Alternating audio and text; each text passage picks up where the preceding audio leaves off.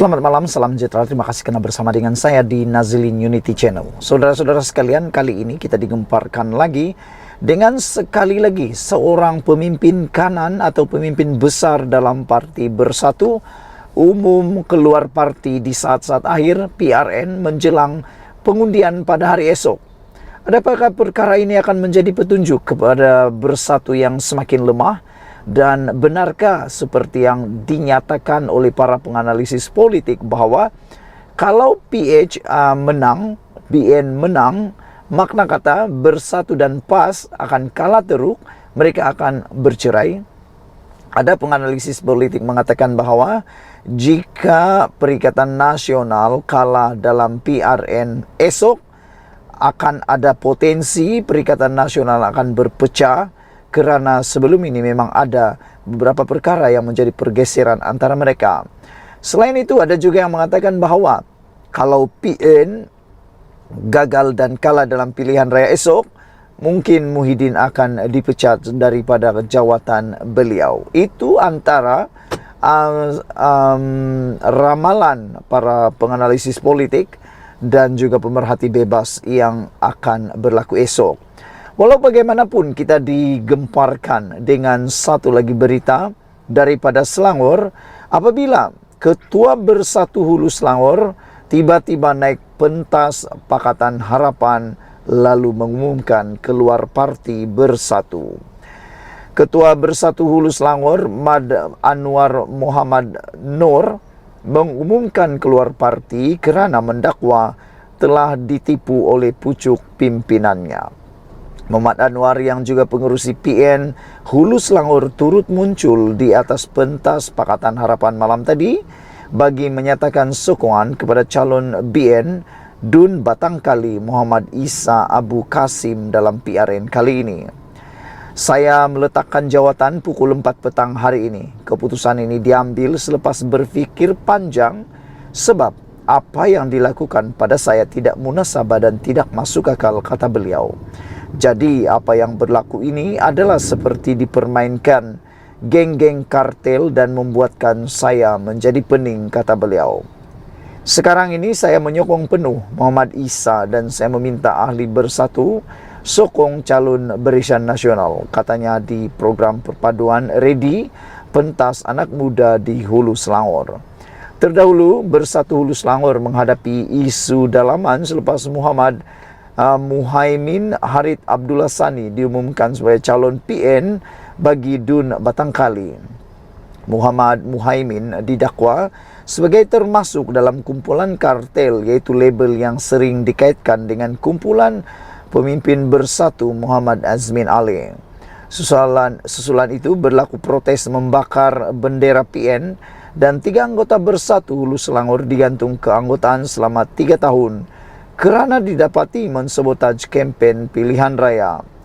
Mengulas perkembangan itu, pengurusi PH Hulu Selangor, Dr. Satya Prakas Nadarajan berkata, ia menandakan wujud pergolakan dalam PN. Ini yang kami ingin tegaskan sejak awal lagi, kata beliau. Gabungan PN tidak kuat seperti PH dan BN. Rakyat perlu fikir sebelum mengundi gabungan ini yang jelas tidak stabil, katanya lagi. Saudara-saudara sekalian, apakah ini petanda buruk akan berlaku kepada Parti Bersatu? Seperti yang dijangka oleh para pemerhati bebas politik, mereka kata mungkin selepas PRN kali ini PN akan berpecah dua. Dan selain itu, mungkinkah Muhyiddin akan dipecat sebagai pengerusi Perikatan Nasional? Kita jumpa lagi, bye-bye. Selamat malam, salam sejahtera. Terima kasih karena bersama dengan saya di Nazilin Unity Channel. Pendedahan kali ini pastinya mengejutkan Anda semua kerana ia melibatkan pertukaran menteri besar dan timbalan menteri besar di Kelantan. Wah, esok mengundi sudah. Esok adalah tarik dan penentuan undi untuk 6 buah negeri dalam PRN. Namun yang mengejutkan kita ialah tiba-tiba Kerajaan Kelantan diumumkan bakal tukar menteri besar dan timbalan menteri besar. Ini sehari sebelum pengundian. Apa sebenarnya yang berlaku? Rupa-rupanya menurut sabudin.com, Beliau mengatakan bahawa pertukaran sehari sebelum pengundian ini menunjukkan PAS cuak dan terdesak. Apa pendapat anda sekalian dengan pengumuman bahawa Menteri Besar dan Timbalan Menteri Besar Kelantan bakal ditukar selepas PRN? Adakah anda juga setuju dengan tulisan ini bahawa PAS setelah cuak dan terdesak? Tuliskan ruangan komen. Sehari sebelum hari pengundian esok, Parti PAS hari ini mengumumkan pertukaran Menteri Besar dan Timbalan Menteri Besar Kelantan sekiranya parti itu mendapat mandat daripada rakyat. Setiausaha Agung PAS Taqiyuddin Hasan ketika mengumumkan perkara itu berkata, sebagai ganti kepada pemegang jawatan sedia ada, pihaknya akan mengumumkan seorang tokoh agamawan dan seorang tokoh teknokrat sebagai peneraju baru Kelantan, tetakluk kepada mandat rakyat dan perkenan Sultan Kelantan, kata beliau. Taqiyuddin juga berkata kenyataan itu dibuat adalah atas arahan Presiden PAS Abdul Hadi Awang selepas mesyuarat yang berlangsung di Rusila, Terengganu semalam. Ini bermakna sekarang ini Ahmad Yaakob dan Muhammad Amarnik Abdullah bukan lagi calon Menteri Besar serta Timbalan Menteri Besar Kelantan selepas 12 Ogos ini, dan keduanya kini sudah boleh mengemas bilik pejabat masing-masing.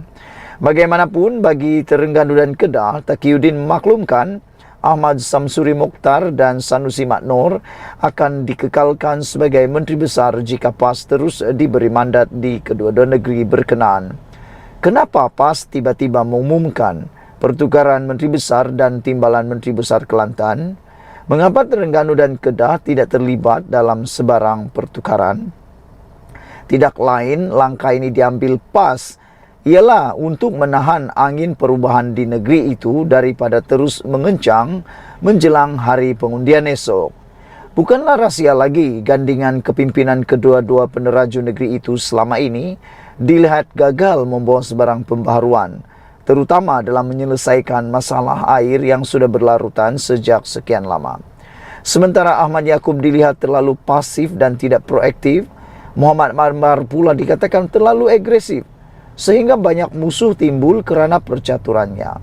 Dipercayai, pertukaran Menteri Besar dan Timbalan Menteri Besar Kelantan ini juga ada kaitan dengan pemilihan calon-calon negeri itu yang dikatakan tidak mematuhi sepenuhnya kehendak kepimpinan PAS di peringkat pusat dan menimbulkan keresahan di peringkat akar umbi. Dalam masa yang sama, pertukaran ini turut membuktikan PAS sudah mulai cuak dan terdesak untuk terus mentadbir Kelantan sehingga korban terpaksa dilakukan sehari sebelum pengundian. Berjayakah angin perubahan di Kelantan dikekang melalui pengumuman Taqiyuddin ini? Atau angin perubahan menjadi lebih kencang kerana mengumumkan pertukaran Menteri Besar dan Timbalan Menteri Besar di saat-saat akhir dengan sendirinya membuktikan rungutan rakyat tentang kegagalan dua peneraju teratas itu selama ini adalah benar dan sahih? Untuk menyelesaikan pelbagai masalah di Kelantan yang gagal ditangani sejak 33 tahun lalu, apakah ia boleh diselesaikan dengan menukar calon Menteri Besar dan Timbalan Menteri Besar semata-mata? Atau parti yang memerintah Kelantan yang sebenarnya perlu ditukar? Kepada pengundi-pengundi Kelantan, fikir dan buatlah keputusan dengan bijaksana demi masa depan di peti-peti undi pada hari esok. Ditulis oleh Sabudin Husin, dipetik daripada Sabudin Utin. Sekian dulu, jangan lupa tinggalkan komen anda. Benarkah menukar Menteri Besar, Timbalan Menteri Besar Kelantan sehari sebelum pengundian menunjukkan PAS sudah cuak dan terdesak? Sekian dulu Malaysia kita punya, kita jaga sama-sama cintai Malaysiaku. Bye-bye.